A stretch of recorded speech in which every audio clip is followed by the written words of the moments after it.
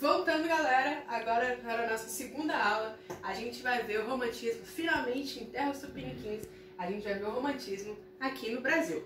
Mas, pra gente não ir direto ao assunto, né, como vamos ter um pouquinho mais de calma, primeiro a gente vai fazer um recorte histórico do que estava acontecendo aqui no Brasil quando o romantismo começou a ser implementado na nossa literatura. Primeira coisa que é muito importante a gente lembrar é a fuga da corte portuguesa. Por quê? Depois que a monarquia caiu lá na França, um cara muito doidinho assumiu o poder e ele era bem pequenininho. O nome dele é Napoleão Bonaparte. Napoleão Bonaparte estava tocando terror lá na Europa e aí ele falou para os portugueses que ele iria tomar Portugal. E o rei de Portugal, que na época era Dom João VI, ele falou: não, cara, fica de boa, por que você quer atacar Portugal? E Napoleão falou: cara, eu vou atacar Portugal, eu vou tomar a cidade de Portugal pra mim. E os portugueses: não, cara, fica de boa, ninguém quer atacar ninguém aqui não. O que aconteceu? Napoleão atacou Portugal. E o que a corte fez? A corte se escondeu, pegou uns barquinhos durante a noite e veio parar aqui no Brasil. Se eu não me engano, era uma média de 2.500 pessoas por aí. E aí o que acontece também é que onde você iria colocar esse tanto de gente? O que o governo do Rio de Janeiro fez? Rio de Janeiro na época era a capital de Portugal. Eles tiraram várias pessoas de sua residência para colocar esse pessoal da corte nessas casas, ok? E aí a gente também, isso aqui é muito importante, por quê? Porque com a fuga da corte portuguesa, agora o rei mora aqui no Brasil. Só que o que acontecia? A colônia, que éramos nós, foi muito explorada durante muito tempo. Tiraram o nosso pau-brasil, tiraram o nosso ouro, mataram os índios, fizeram um monte de coisa. E aí eles não investiram na sua colônia. Então quando eles chegaram aqui, eles viram a falta de investimento do país sede com a sua colônia, certo? E aí, o que o Dom João VI vai fazer? Ele vai começar o que a gente chama de reclassificação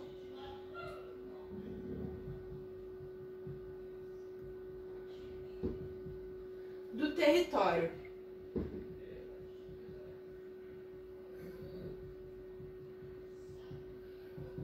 Com essa reclassificação, ele vai começar a tratar o território brasileiro de uma forma diferente, porque agora a gente não é só a colônia de Portugal.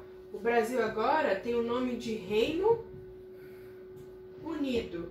Opa, esse é um N. A Portugal,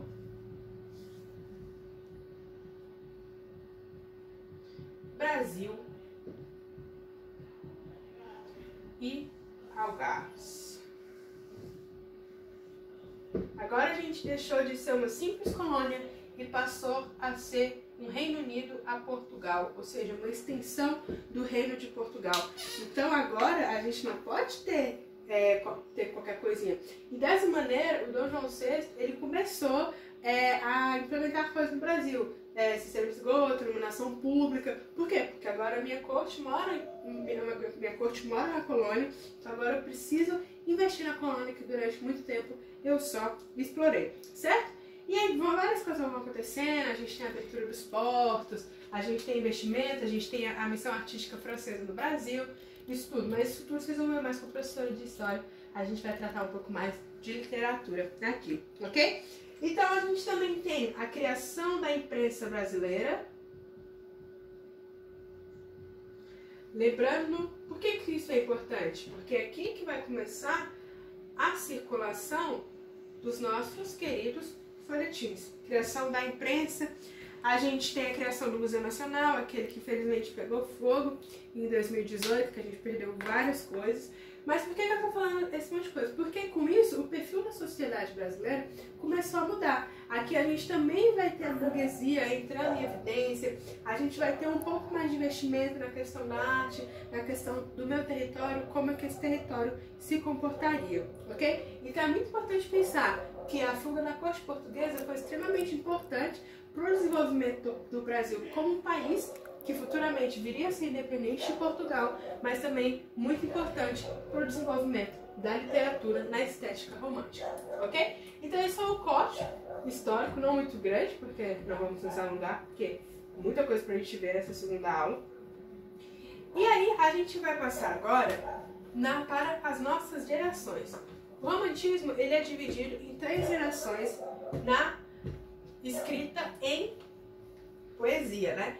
Lembrando a diferença da poesia e da prosa, a poesia é aquela escrita em versos, que o conjunto de versos a gente chama estrofe, e a prosa é aquela escrita corrida, que geralmente a gente vê em livros, ok? Então, vamos lá, entrando a passinhos de formiga na nossa primeira geração do nosso amado romantismo. A primeira geração, ela veio com o questionamento inicial, que é esse: como construir a identidade literária de um país? Por quê? Porque o barroco, o arcadismo, eu até falei pra vocês que o barroco foi um dos primeiros escritos de pessoas genuinamente brasileiras, como Gregório de Matos, né? Só que a gente ainda não tinha uma identidade literária no Brasil, porque a maioria do que a gente fazia era muito copiado do que vinha da Europa. A gente ainda não tinha essa questão de identificar aquilo e falar, nossa, isso aqui veio do Brasil, porque a gente tinha muitas características europeias. Então a primeira geração vem com essa questão também de criar a identidade literária. Eu gosto sempre de falar que a primeira geração, ela tinha muita coisa para fazer e eu considero que tinha poucas pessoas, que na maioria são 2, Gonçalves de Magalhães e o Gonçalves Dias.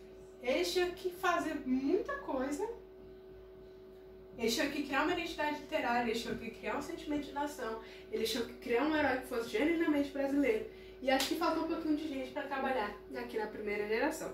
Mas a gente ainda tem muitos escritos bem legais sobre isso. Então, a gente precisa começar a criar uma identidade literária. Mas o que identifica que você olharia assim e falasse, nossa, eu acho que isso daqui veio do Brasil? Para o romantismo, é um índio e a natureza exuberante que a gente tem aqui no Brasil. Natureza exuberante. Por quê? Porque essas 2 características, elas eram muito retratadas em pinturas dos pintores que vinham aqui, aqueles pintores que gostavam de experimentar as coisas. E aí eles ficavam chocados com a natureza. Realmente, a natureza do Brasil é uma coisa assim que você não vê em qualquer outro lugar do mundo. E eles gostavam muito dessa figura do índio, desse selvagem, que ainda não tem o contato com a civilização. Lembrando que eles tinham a sua própria sociedade, eles tinham o seu próprio sistema de fala, eles só não tinham um sistema de escrita, mas eles eram organizados socialmente. E, infelizmente, a gente perdeu várias dessas coisas dos índios, certo? Então, eles vão considerar o índio e a natureza como elementos para criar essa identidade.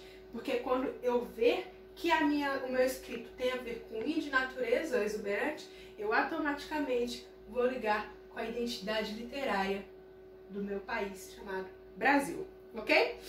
E aí eles vão tratar o índio como um homem honesto, incorruptível. Ou seja, esse índio, esse meu herói, ele nunca vai se corromper a nada. Ele nunca vai mudar de lado. Se ele é bom, ele vai ser bom o livro inteiro e honesto. Ele não vai passar por cima de ninguém. Ele não vai fazer falcatruas durante o livro de nenhuma maneira, porque ele é incorruptível. Certo? E aí, por que que foi escolhido a figura do índio? Vamos voltar um pouquinho aqui na Idade Média, lá na Europa. Na Europa, a gente teve uma figura muito importante durante a Idade Média, que foi o cavaleiro. A gente teve os cavaleiros templários, né, aquilo tudo, o Santo Graal. E aqui no Brasil a gente não teve Idade Média. A gente não teve lutas de cavaleiros matando dragões, pegando princesas. Não, a gente não teve nada disso. Mas mesmo assim, a gente precisava de um herói que retratasse o povo. Então, quem eles escolheram foi um índio.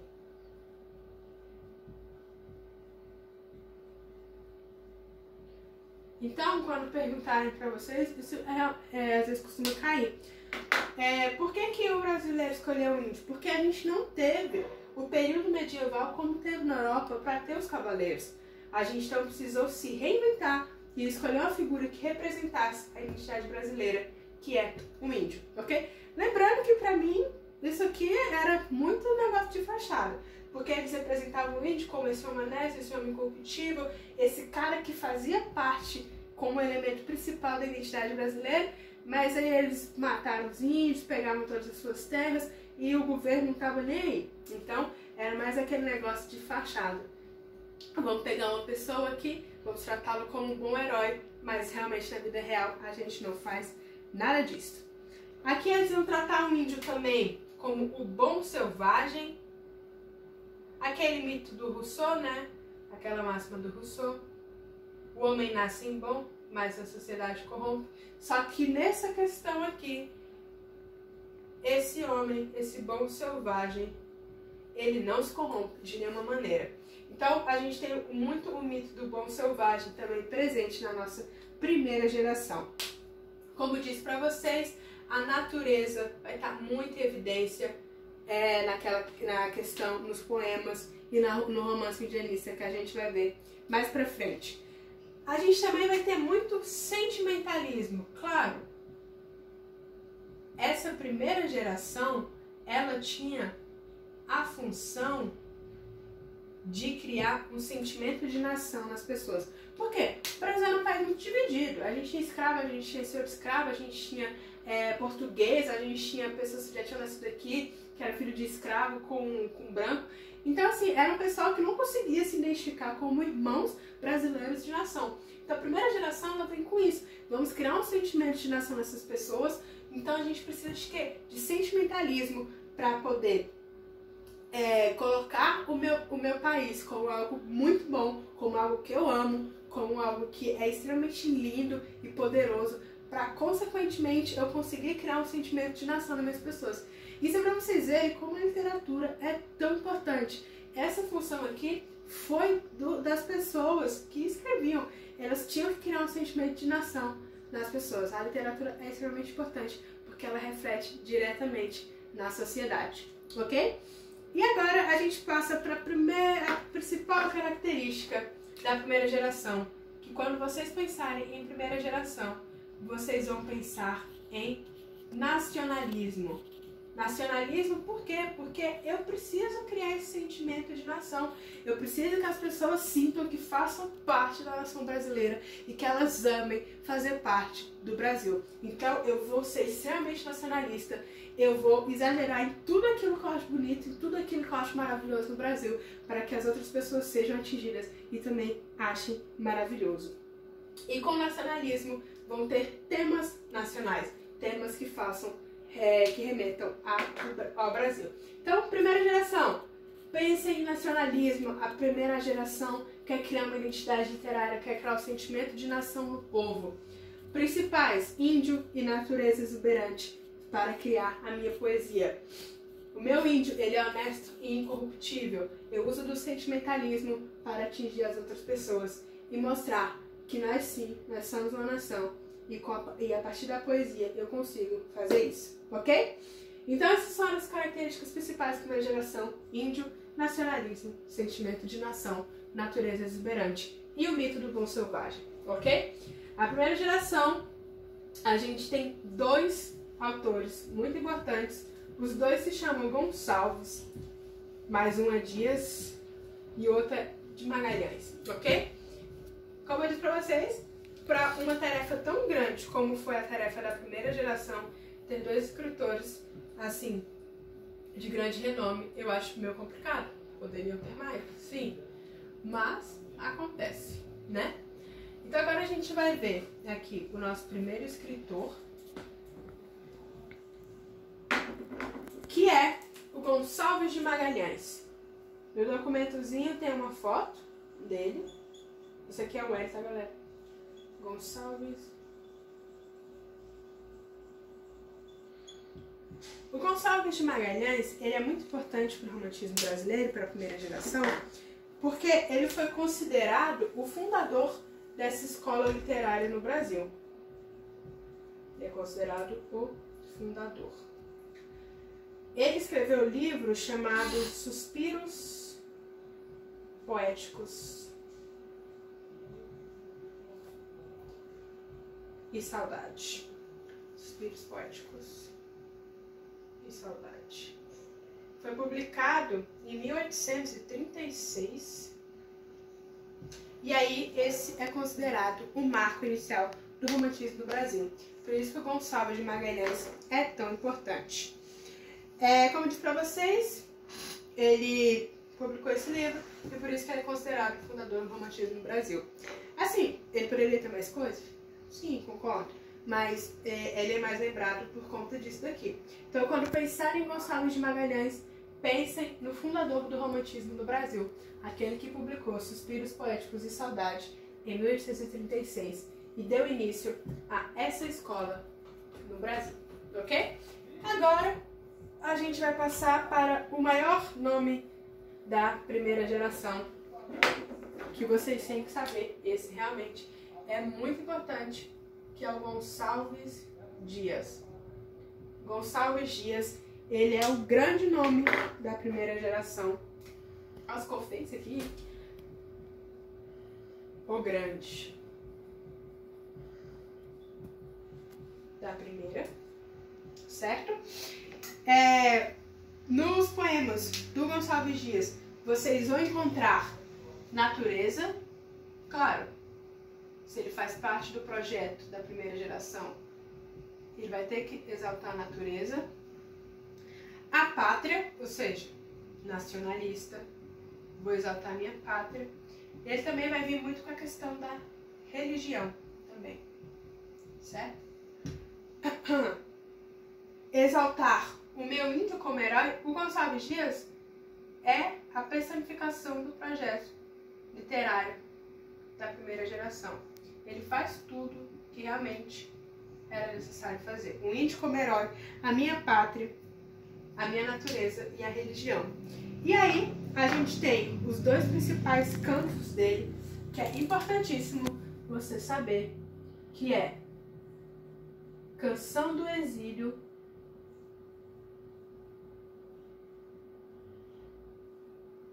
e Ai, Juca, Pirama. Canção do Exílio, quando a gente fala de Canção do Exílio e eu falo assim, minha terra tem palmeiras onde canto sabiá, vocês vão responder pra mim, as aves que aqui gorjeiam, não gorjeiam como lá. Ou se eu falar, minha terra tem palmeiras onde canto sabiá, vocês vão responder pra mim, seno A com seno B com seno A. Eu até hoje não sei usar isso na matemática, mas eu decorei porque eu achei legal. Quando a gente fala de primeira geração, as coisas que mais remetem são a Canção do Exílio. Canção do Exílio foi um poema que o Gonçalves Dias escreveu quando ele estava lá em Portugal, mais especificamente na cidade de Coimbra, estudando direito. Ele não estava exilado, mas precisa ter um pouco mais de sentimentalismo, e aí ele colocou o nome de Canção do Exílio para mostrar o quê? Que ele estava sentindo falta da terra que ele vivia. E aí ele começa a exaltar as características brasileiras, a gente já viu o nacionalismo aqui. E aí ele começa a decair um pouco as características portuguesas, ou seja, esse sentimento ufanista, esse sentimento nacionalista, aí esse sentimentalismo, a saudade da minha terra é muito posto em evidência na Canção do Exílio. Por isso que é um dos poemas, se não o mais importante, um dos mais importantes da primeira geração. Eu coloquei no documento para vocês. Minha terra tem palmeiras onde canto sabiá, as aves que aqui gorjeiam não gorjeiam como lá. Nosso céu tem mais estrelas, nossas várzeas têm mais flores, nossos bosques têm mais vida, nossa vida mais amores. Em cismar sozinha à noite, mais prazer eu encontro lá. Minha terra tem palmeiras onde canto sabiá. Tem dois versinhos aqui que provavelmente vocês já devem ter visto em algum lugar, que são: nossos bosques têm mais vida, nossa vida mais amores. Porque esses dois versos estão no hino nacional brasileiro, para vocês verem como a Canção do Exílio é extremamente importante, porque até no hino nacional brasileiro ela foi parar. porque realmente é uma exaltação da terra brasileira e das características brasileiras muito bonita e que realmente merecia estar no hino nacional brasileiro. Depois a gente tem o Ajuca Pirama. O Ajuca Pirama foi um poema. Tem características épicas, mas não é considerado épico com o Ajuca Pirama que o Gonçalves Dias escreveu. Esse Ajuca Pirama é um índio sobre o qual ele escreve. O Ajuca Pirama, ele é capturado por uma tribo indígena, e aí essa tribo indígena, elas fazem rituais antropofágicos, ou seja, eles praticam canibalismo. Só que assim que ele vai ser morto, aí ele pede para que não seja, e aí o pajé dessa tribo fala: a gente não vai comer carne de covarde. Aí ele é liberado, corre pro pai, o pai dele era cego, por isso que ele não queria ser morto, porque ele queria cuidar do pai dele. Só que o pai dele fala assim, que se você é covarde, se você não quis ser comido pelos outros, você não pode ser considerado meu filho. Eu não vou contar mais a história, vou deixar para vocês lerem, vou deixar um videozinho lá no Moodle para vocês assistirem também. Acho que ele tem no máximo uns 10 minutinhos contando a história do Ajuca Pirama. É uma animação bem legal e eu espero que vocês vejam. Aqui no Ajuca Pirama a gente tem essa questão do índio como herói, e na Canção do Exílio a gente tem a questão da natureza exuberante, ok? Por isso que o Gonçalves Dias é considerado o grande da primeira geração, porque em 2 de seus grandes poemas ele consegue englobar todo o projeto da primeira geração, que a gente já lembra: nacionalismo, sentimentalismo e criar o sentimento de nação no meu povo, ok? E com isso a gente encerra a primeira geração.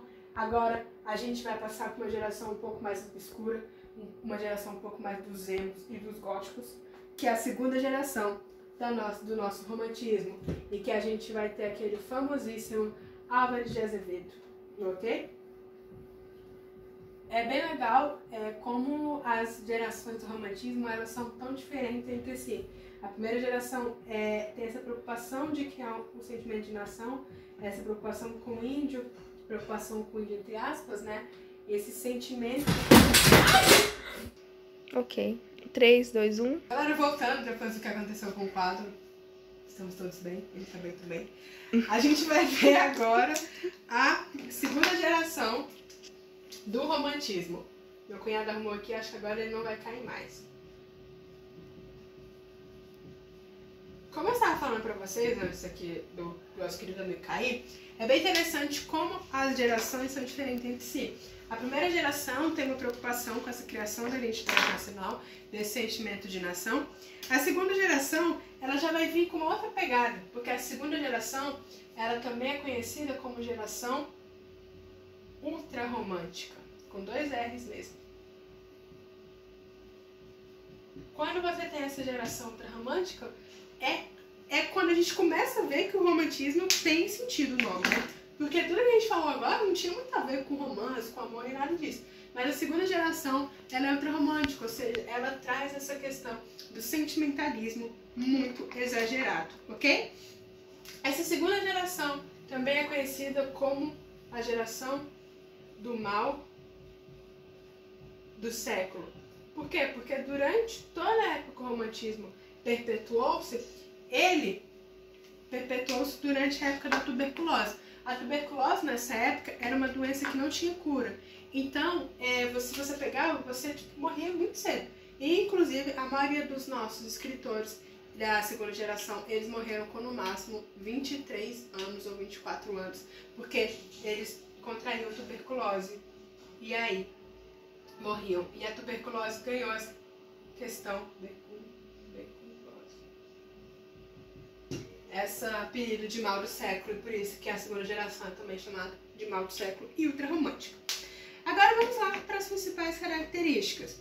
O que a gente tem na segunda geração? A gente tem uma idealização muito grande. Essa idealização é a idealização da vida, da mulher, dos sonhos, do que eu queria que se tornasse realidade. A gente tem a paixão e a morte. Eu sou apaixonado por alguém que eu idealizei, e esse alguém, eu não tenho como alcançar. Essa pessoa é inalcançável para mim. Essa mulher, ela é como se fosse um anjo que eu nunca vou poder tocar. E aí, essa minha paixão não correspondida, qual o local que eu queria fugir? A morte. Gente, eles são muito exagerados, eles sofrem muito, esses escritores. É uma dor de corno muito grande que vocês vão ver na segunda geração, porque esses caras sofrem demais, ok? Vai ter o exagero sentimental. Eles vão sofrer muito, então eles vão exagerar nos sentimentos de uma maneira muito grande. Exagero sentimental. A gente vai ter os escritores voltados para o próprio coração. Ou seja, se eu estou sofrendo por alguém, eu não vou querer escrever sobre qualquer outra coisa que não seja isso. Então, com essa minha paixão, eu vou voltar para o meu coração e vou escrever sobre o que eu estou sentindo aqui no meu ladinho esquerdo, certo? A gente também vai ter a presença do herói incorruptível aqui. É uma figura que vai permear o romantismo inteiro. Esse herói com valores, que age, que sofre e que por conta disso é incorruptível. E por conta disso, ele sofre demais, ele age, mas ele é um herói que ao final do livro ele tem a sua redenção, ou seja, o seu final feliz. Como eu disse para vocês, a gente vai ter muita questão da morte. Em paralelo a isso, a gente vai ter o amor. Os dois são opostos, né? Na mitologia grega. A gente já tem essa questão. O Eros tinha o seu antagonista, que era a morte e o amor formam uma antítese, né? Então, se eu não tenho um amor, eu quero a morte. Se eu tenho a morte, eu quero um amor. Esse antagonismo entre esses dois. A gente vai ter um pessimismo muito grande. E eu vou explicar para vocês essa questão do pessimismo agora. Por quê? Porque esses jovens, eles contraíam a tuberculose. Eles ficavam acamados durante semanas, sofrendo, só esperando a morte chegar. Então, para eles, o mundo não é muito bom, a vida não é muito boa. Então, eles vão ser extremamente pessimistas, eles vão achar tudo ruim, tudo muito chato, tudo muito péssimo. Por quê? Porque eu sei que eu vou morrer e eu não vou ter muito mais o que aproveitar, certo? Eles queriam sair da realidade também. Como eu disse pra vocês lá no comecinho, na primeira aula. Se eu tô doente, se eu tô morrendo acamado, eu não quero ficar nessa realidade. Eu tenho esse sentimento de querer ir para outra realidade. E nessa outra realidade, eu sei que eu vou encontrar coisas boas e coisas que acalentam o meu coração. Porque eu sei que eu tô doente e que eu vou morrer. Ok? Aí agora aqui uma coisa muito importante. Não sei se acabei aqui, mas eu vou colocar aqui. Tudo isso está no slide, então não precisa ficar copiando, tá? Que é a idealização da mulher virginal. Virginal, né, faz menção à virgem. Isso é importante porque, como eu disse pra vocês, eles idealizavam as mulheres de uma forma que as mulheres pareciam anjos, e aí eles não podiam alcançar essas mulheres nunca. Essas mulheres eram virgens, geralmente elas eram ditas como pálidas, inocentes, extremamente inocentes, que, oh meu Deus, isso é um anjo, eu nunca vou poder alcançar. Então isso aqui é muito importante, essa idealização da mulher virgem, a mulher dotada de pureza, a mulher dotada de inocência, que realmente parece um anjo, e que eu, mísero escritor, nunca vou conseguir alcançar. E por isso eu sofro, eu tenho meu pessimismo, eu volto para o meu coração e eu volto para os meus sentimentos sofridos. Eles provavelmente, se eles vivessem hoje, eles escutariam o Jorge Mateus agora na live que vai ter 8 horas. E aí, a gente tem o Locus Horrendus. É uma convenção latina. Lá no arcadismo, a gente tinha aquela convenção que era o locus amenus, o lugar ameno. Aqui no romantismo, a gente vai ter o locus horrendus, ou seja, o lugar horrível. Porque esse lugar horrível, ou seja, aquela natureza tempestuosa, raios, ventos, tempestades, eram o cenário perfeito para esses escritores sofrerem e escreverem. Eles achavam que a chuva, os raios, os ventos, combinavam com tudo isso aqui que eles estavam sentindo, certo? E aí, não sei se vai caber, mas é o último aqui, é a boêmia, a vida boêmia que esses autores levavam, certo? Esses autores, a maioria vinham de famílias de boa condição. Essas famílias mandavam eles para estudar em direito, principalmente em São Paulo. São Paulo nessa época, nessa cidade badalada que a gente vê hoje, na época a cidade badalada era o Rio de Janeiro. Então, quando eles eram mandados para São Paulo, eles achavam tudo muito chato. Então, o que eles faziam? Eles saíam muito, eles usavam drogas, bebiam muito, e aí, com essa vida boêmia, consequentemente, eles contraíam a tuberculose, infelizmente. E por conta disso, os nossos escritores românticos da segunda geração da poesia, eles morriam muito, muito cedo. Eu falo pra vocês que nenhum passou dos 25 anos, porque todos morreram de tuberculose, ok? Então essas foram as principais características da segunda geração. Segunda geração, vocês vão pensar em sentimentos, vocês vão pensar em pessimismo, exagero e ultrarromantismo mesmo. Eles eram ultrarromânticos porque eles eram extremamente exagerados e eles sofriam muito. Essa questão da mulher, se essa mulher virgem, se essa mulher idealizada como um anjo, também é muito importante para a segunda geração, certo? E agora a gente vai passar para os principais representantes da segunda geração, sendo um deles o primeiro, chamado Casimiro de Abreu. O Casimiro de Abreu, ele fez muito sucesso com as meninas da época, porque ele era um escritor, que eu acho muito legal, porque ele foi muito contra essa coisa meio triste, meio obscura que a segunda geração tinha, porque ele trazia a leveza para a segunda geração. A gente tem os versos doces e meigos, tudo que ele escreve é leve e é sensível, leveza e sensibilidade. E aí as garotas achavam isso o máximo, achavam ele muito fofinho, um cara muito fofinho, que escrevia sobre coisas fofinhas. Ele escrevia muito sobre a sua infância, tanto que o poema dele, o título mais famoso, é Meus 8 Anos. E aí com essa infância ele fazia um saudosismo. Esse saudosismo remete à saudade que eu tenho da minha infância. Então aqui eu vou saudar a infância que eu tive e também tem a questão do escapismo no Casimiro de Abreu. Porque ele também sofreu de tuberculose, mas a forma que ele encontrou para fugir dessa realidade que ele estava foi voltar à sua infância. Esse escapismo, essa questão de escapar da realidade, ele usou na infância dele, ok? E aqui eu trouxe um trechinho do Casimiro de Abreu para vocês, que meus 8 anos. Ó, que saudades que tenho da aurora da minha vida, da minha infância querida que os anos não trazem mais.